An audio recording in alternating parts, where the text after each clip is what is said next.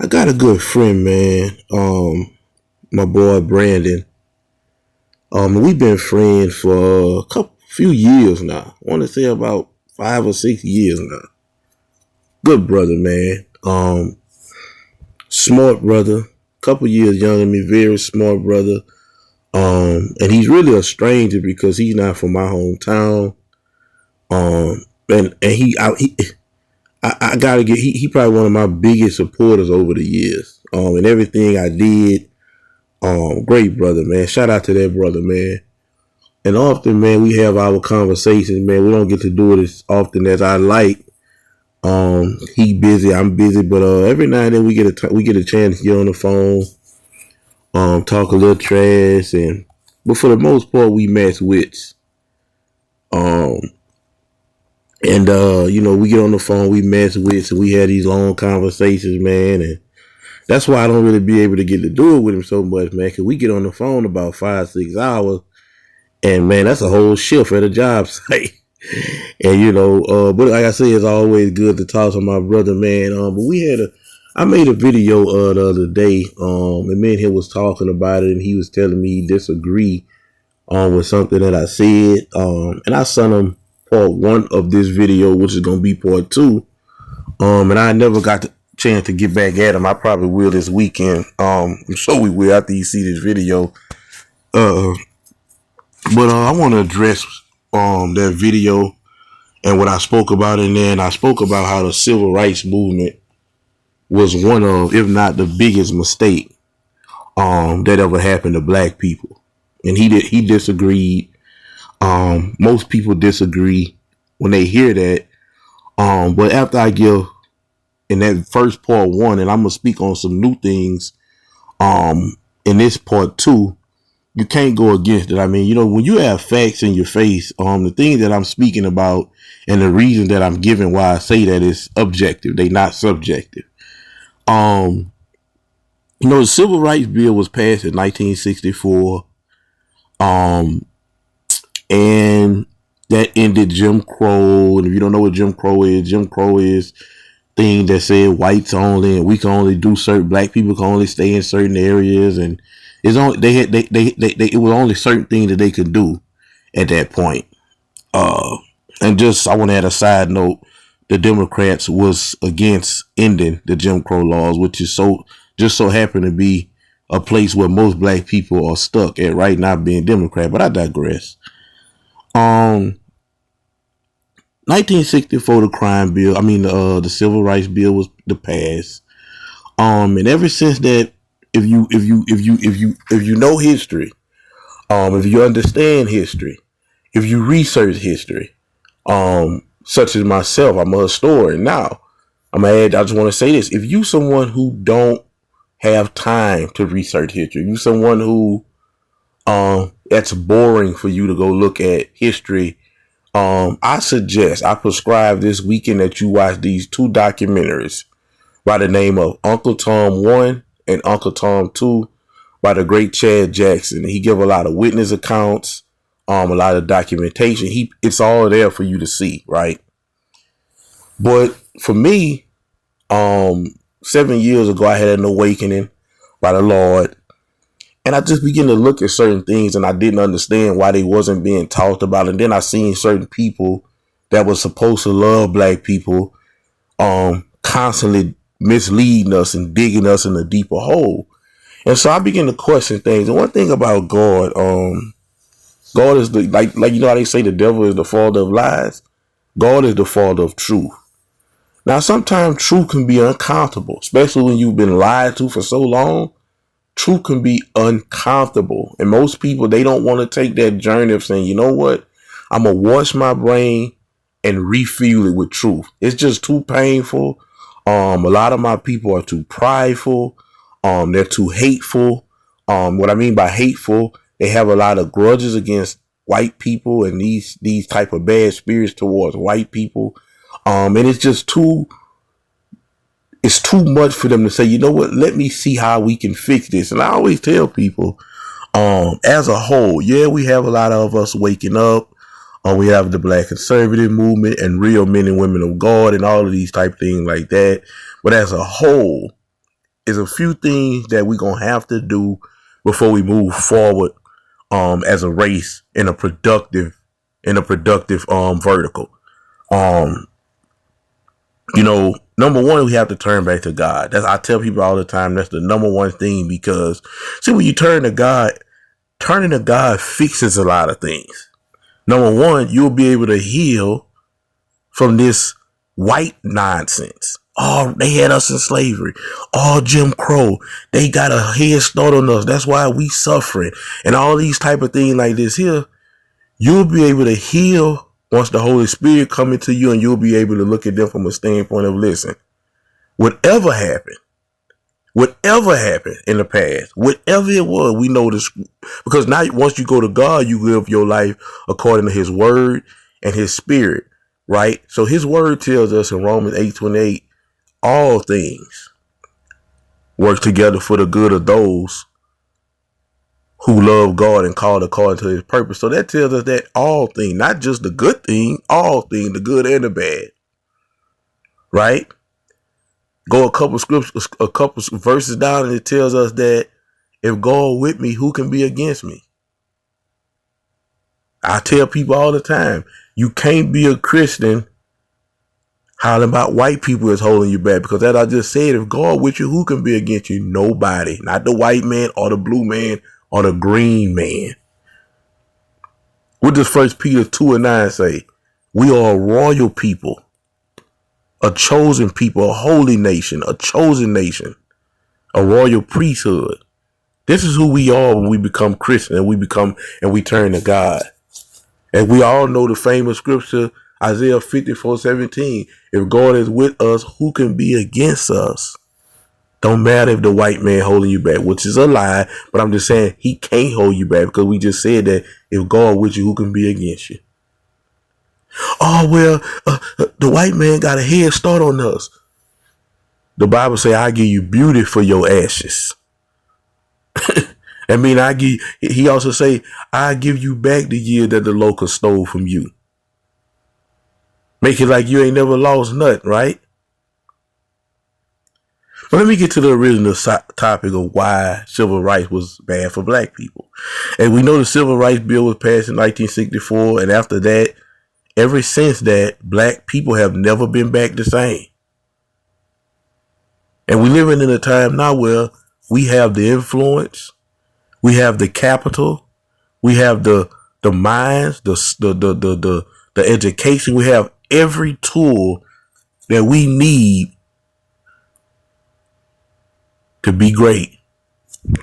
Excuse me. I tell people all the time, in this great nation of America, we know that white people are the majority. So of course they're going to have a lot of power, but the Jews are very powerful, very powerful.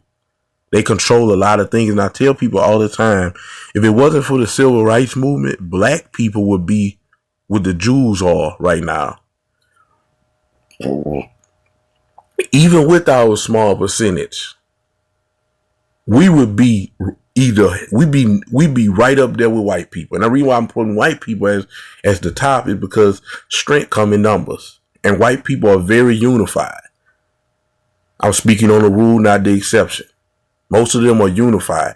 And so by strength coming in number, by them being the most here, which is, again, we wouldn't even know. Maybe we would have a lot more people than 13%, but we kill each other. We abort our children.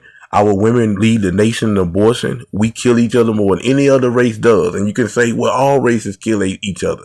That's fine when you got 60% of the population.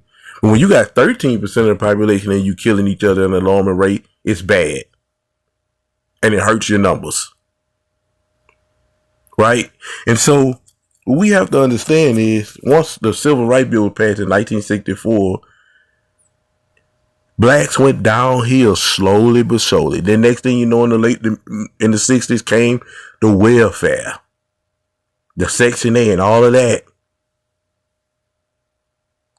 And that incentivized I'm not blaming nobody. And if I do want to take a blame, I'm gonna blame the black man for leaving his family and letting the government replace him. But the government replaced the black man. That was the start of fatherless homes.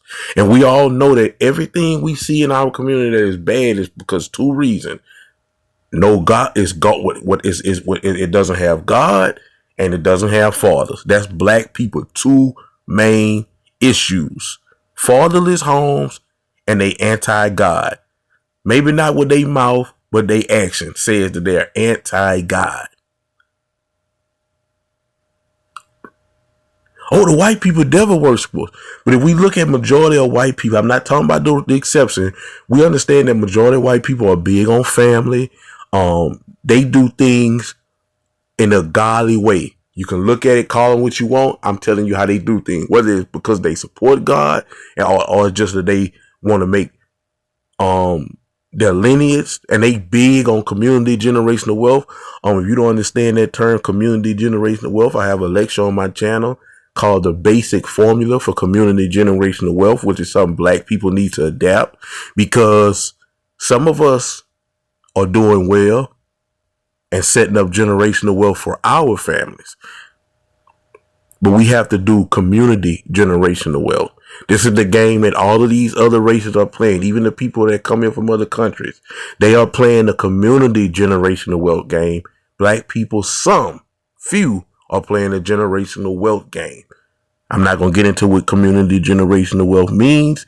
Like, again, I got a video on my channel explaining the formula for it. Go check it out. Link is in bio.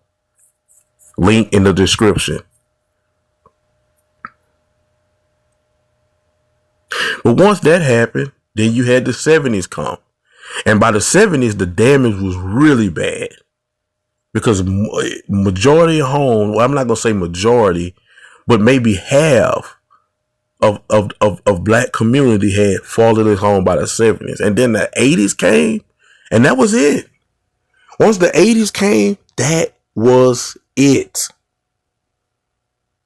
With the combination of crack and rap music, that was it for blacks. Listen, the 80s was like, I don't know if y'all play Mortal Kombat, but you know, in Mortal Kombat, they got a part on Mortal Kombat when you fighting a man and the man almost dead, they got something called fatality.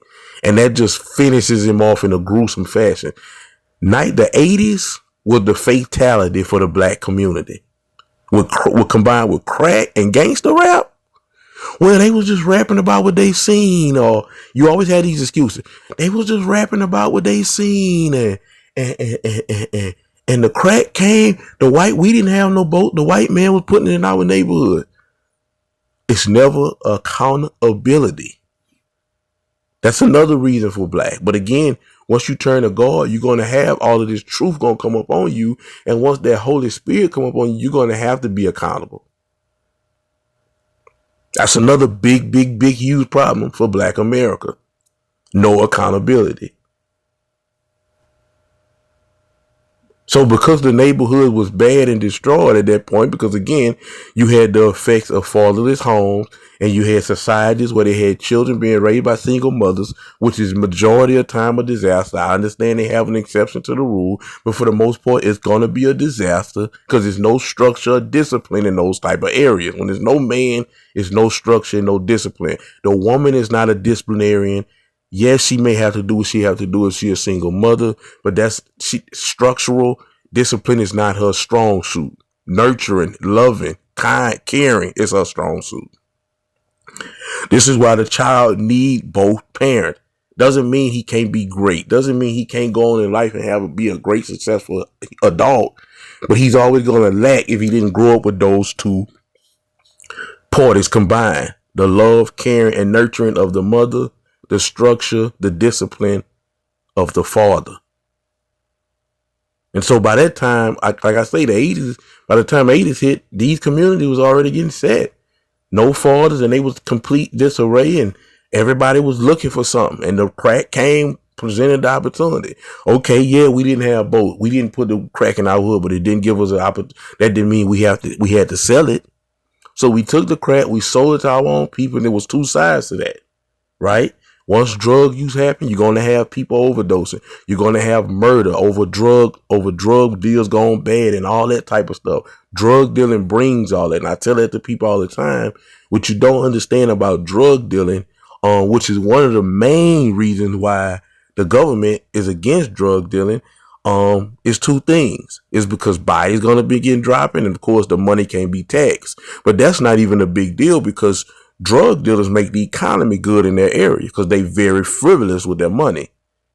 So that's not the big deal. The main issue with selling drugs and why the law enforcement is against it, because bodies are going to drop, whether it be from overdose or getting killed via drug situation, whatever it may be, robberies or they didn't pay up or all that type of stuff going on.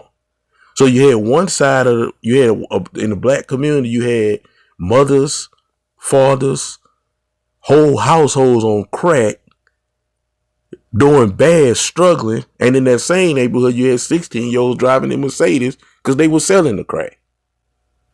But at that point, then the late 80s, you had the gangster rap era, the NWAs and all these type of guys coming, rapping this stuff and making it seem cool because it sounded so good over a track, and then that was it.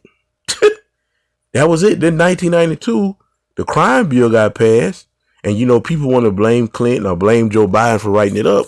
But again, what we have to understand is these people in Congress wrote these bills up because black people in the neighborhood was in all over the world, LA, or all over the United States was saying, please, y'all got to do something. Look at our community. Y'all have to do something. So that made it wasn't because, oh man, they made crack a bad offense because black people was doing it and selling it, while cocaine was bad. No. Y'all was going to the public, y'all public officials. Black people in all of these areas was beating the public officials' office down. Y'all have to do something. We losing our children. They dying. Go do some research on this stuff, man.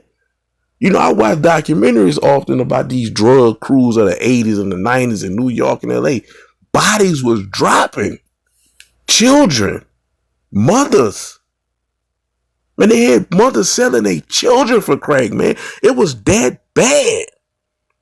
And so the people in these communities were saying, hey, man, do something. And so they went to and eventually Joe Biden drew up a crime bill. 3 strikes and the crack laws and all this type of stuff. And then that took more fathers away.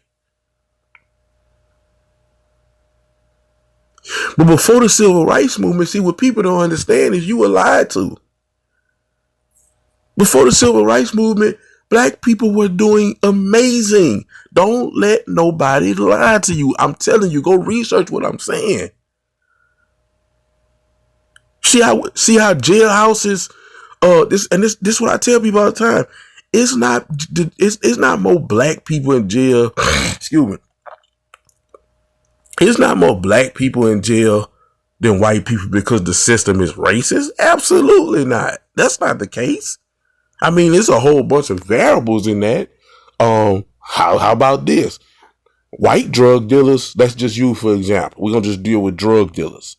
White drug dealers, number one, aren't as flashy because they like to say, well, why are more of our people in jail for selling drugs than white people and they sell just as much drugs? Well, I'll say this. I agree. They may do sell as much drugs. But you got white dudes. I mean, when I was in the streets, I knew white dudes who were selling and manufacturing crystal meth and different drugs or weed or whatever. And they had a truck or maybe a car or, maybe they had a nice car put together or stuff like that. But that wasn't big for them. They didn't have all this jewelry on and all of these signs, walking signs saying, hey, I sell drugs and I don't have a job. Not to mention these white boys, they know about investing from their parents and grandparents. So they invest, and also they understand that, hey, I'm doing something illegal. So maybe I should have a lawyer on retainer. Not black people.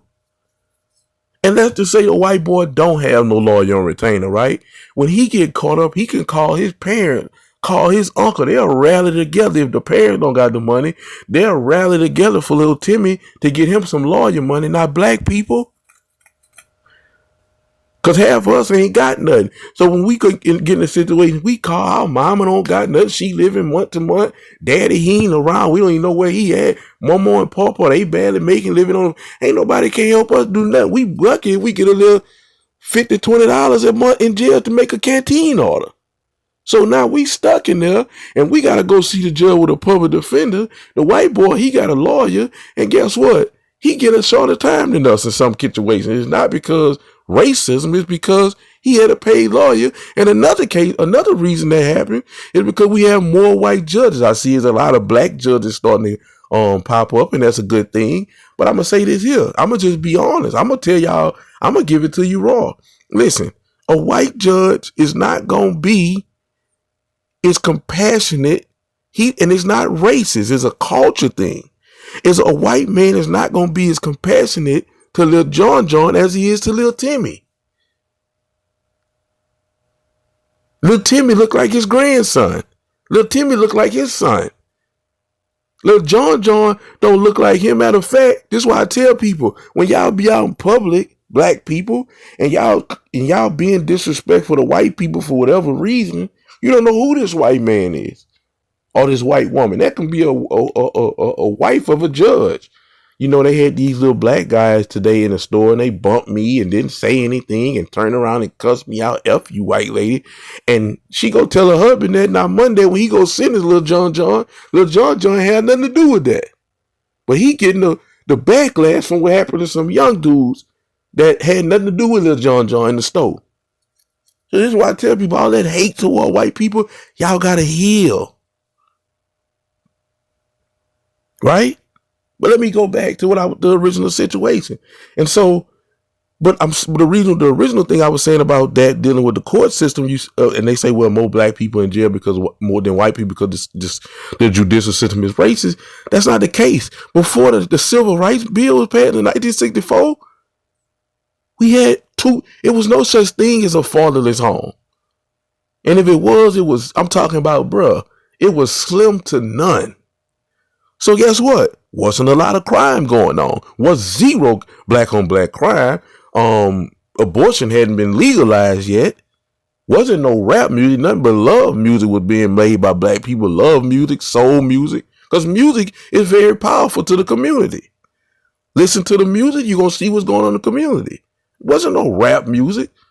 And of course, they was probably doing drugs, but it wasn't like weed and, simple thing. Wasn't no crack, man. The crack was an atomic bomb to the black community. It was Hiroshima. And so, because you had little to no single parent households, you had little to no crime. If you go look at these old, like Shawshank Redemption, Morgan Freeman and probably a couple other guys was black.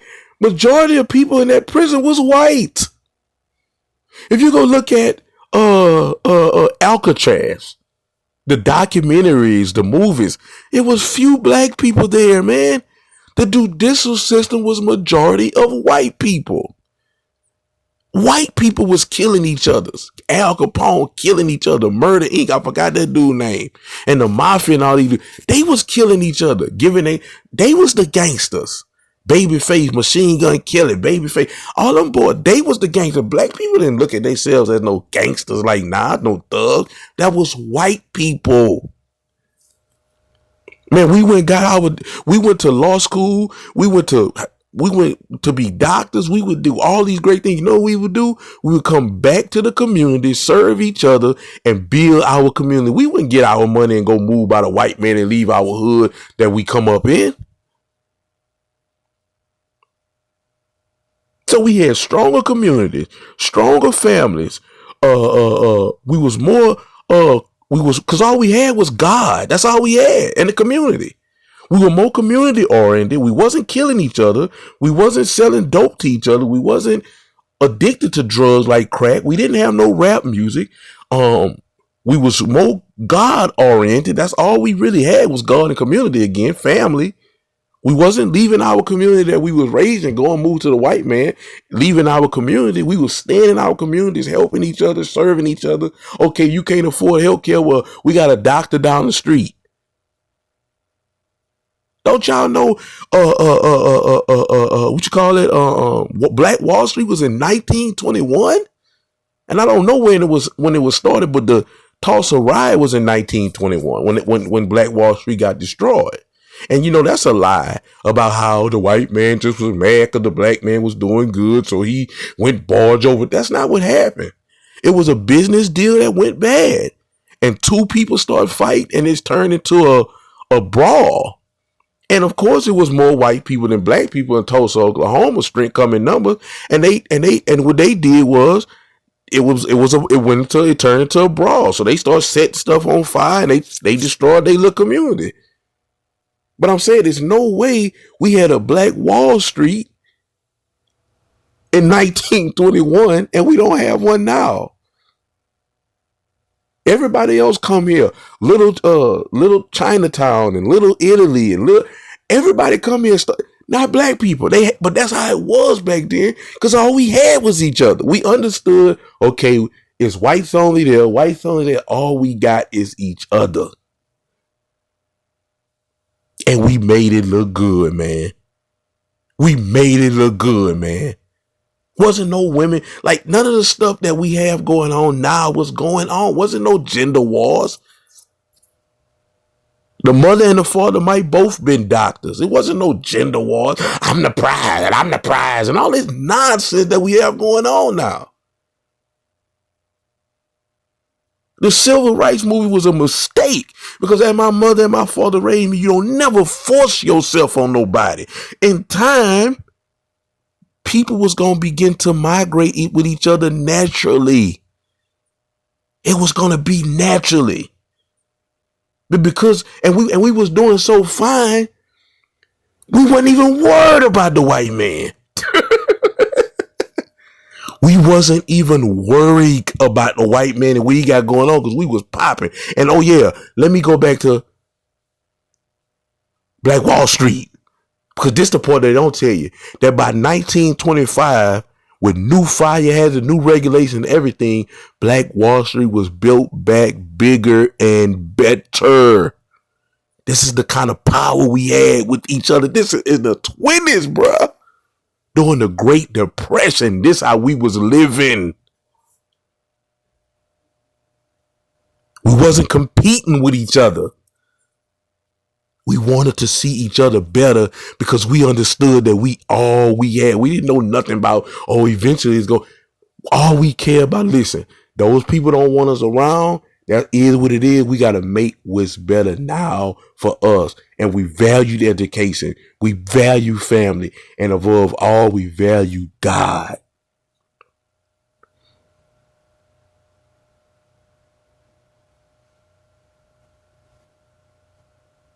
And so I tell people that all the time, man. Listen, man. Then you had these guys come up out of the dirt, all of these people, to tell us, hey, everybody, look at me. You got an issue. Well, what's our issue? We doing good. Our families, everything is going good. You got an issue. The white man holding you back.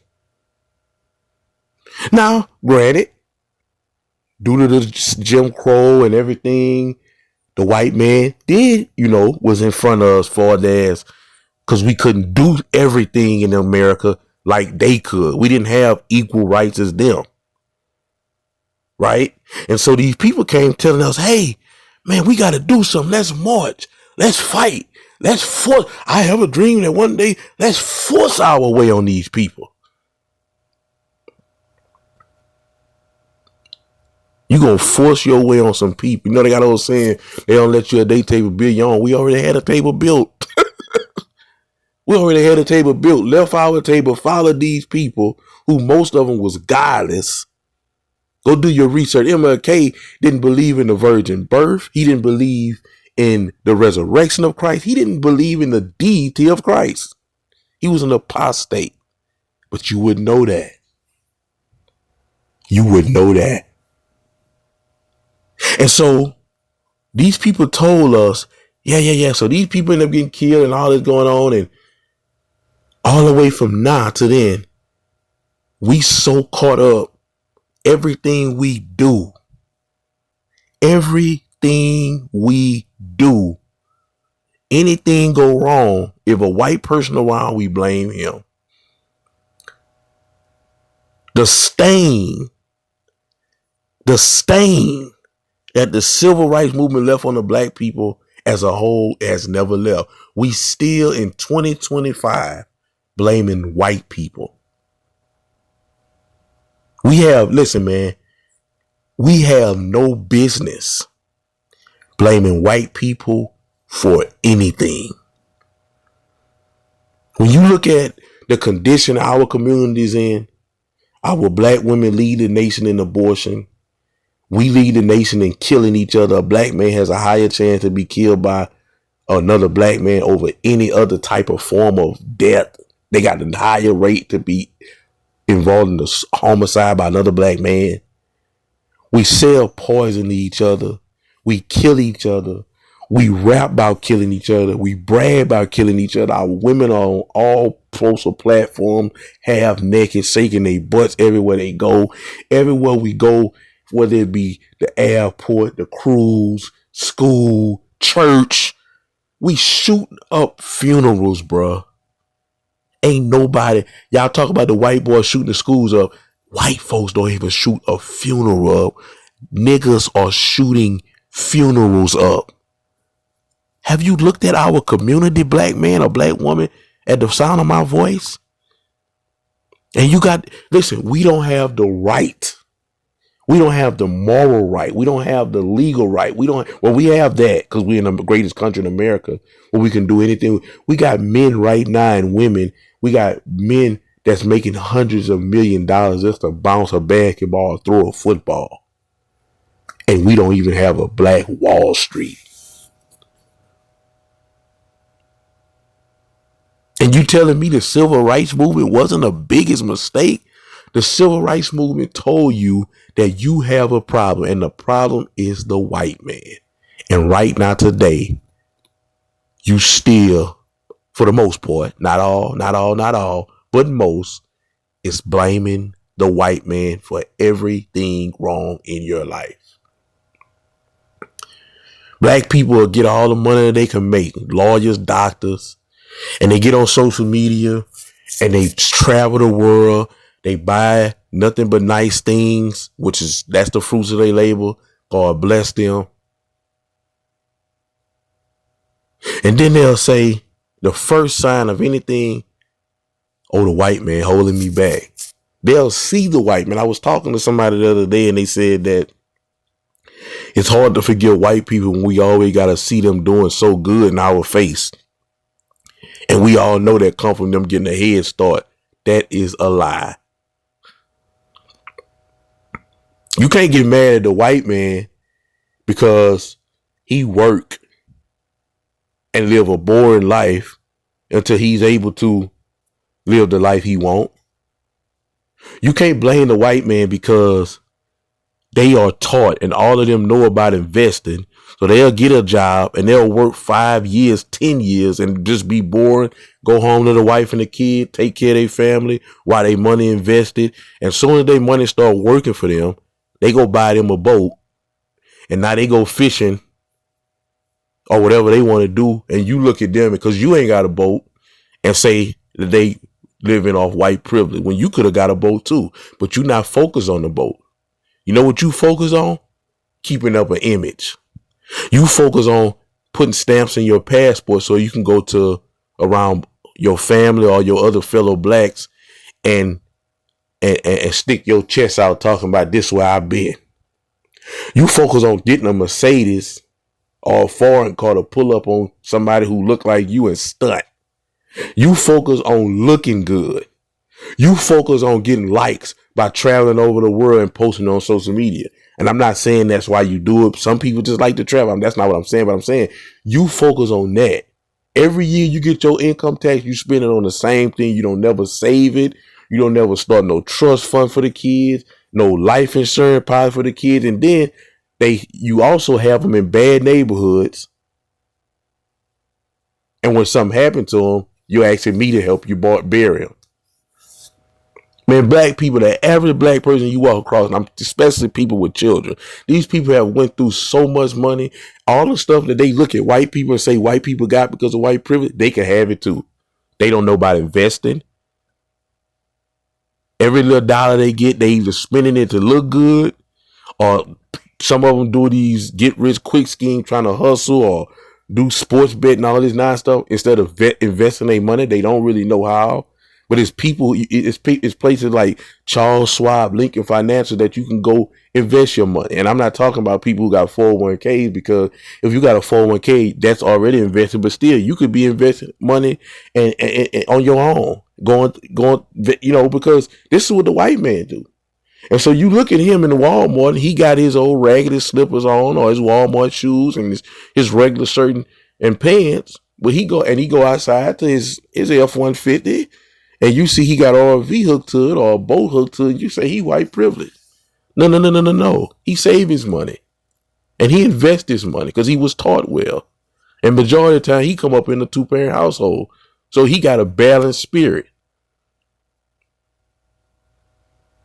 Because you don't know nothing about money, and you work for money, and you don't know nothing about making your money work for you, because this is not something, financial literacy is not something in our community that's taught.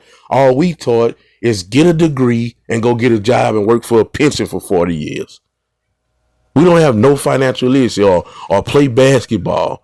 And going back to the situation I was talking about, when you go in the courtroom, we before we send our children to school to be a judge, we send them to school trying to be the next Jordan, the next LeBron, the next Michael Vick, which couldn't happen. And if it happened, God bless. But it's more attainable to go be a judge. And now you can perform that same nepotism that you blame the white man for performing. Because I'm not mad at the white man for looking out for his people. If we looked out for our people like they did, we'd be in a better situation. But it's always F that nigga. Let him get it. I got it.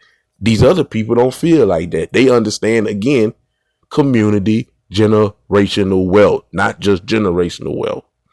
They understand that the more people that look like me doing well, the better I got a chance to, if I ever need help. And maybe I don't need help, but if I put him in position and his family do well, maybe my son might need help. And this is the mindset of these other ethnicities, even the one who come here from other countries.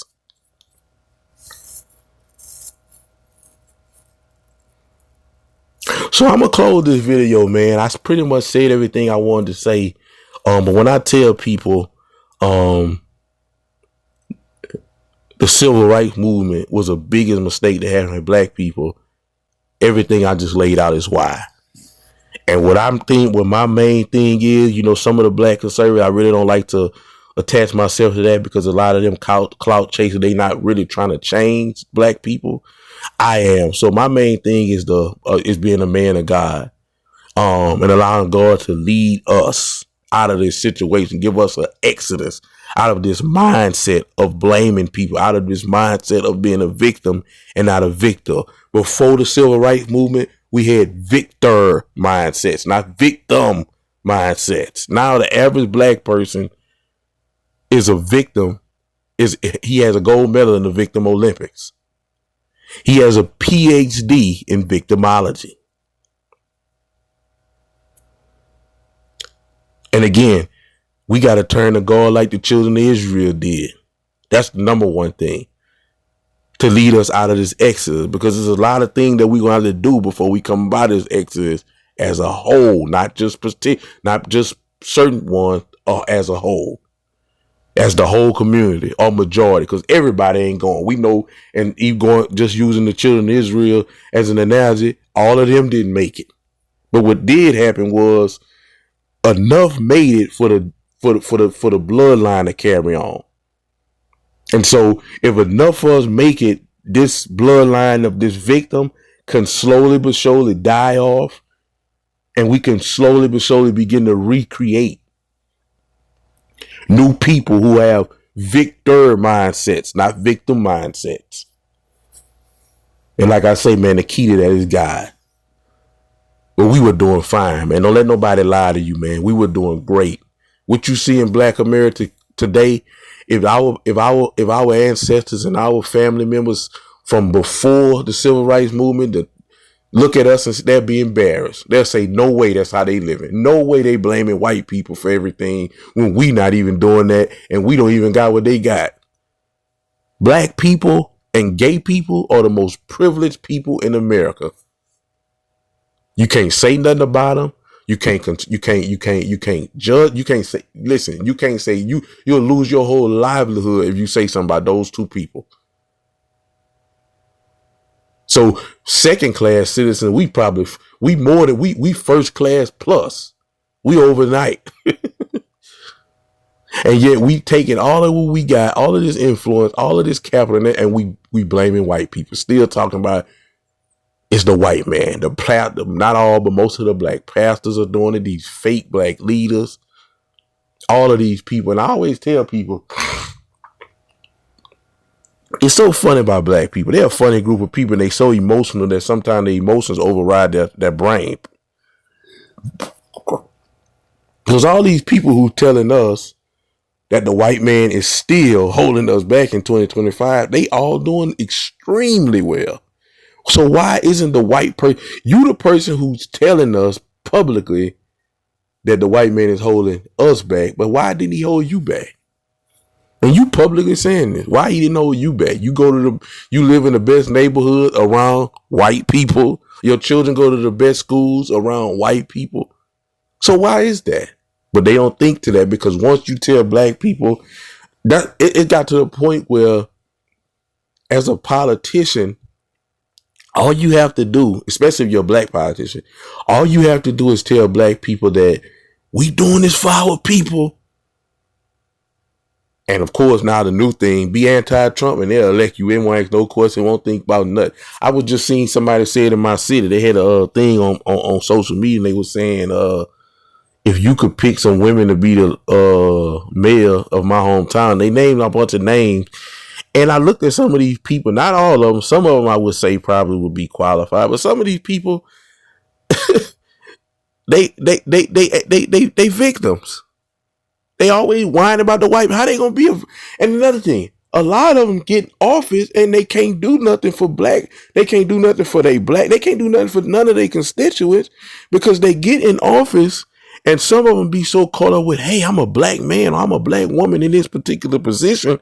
They get froze right there because they so focused on symbolism, tradition, and social justice. They not focused on about real change. They not focused about, man, listen, man, Barack Obama had the opportunity. He had the biggest opportunity that I don't know if we'll ever get again, to tell black people, listen up, value your education, keep your family together, and you can be where I'm at.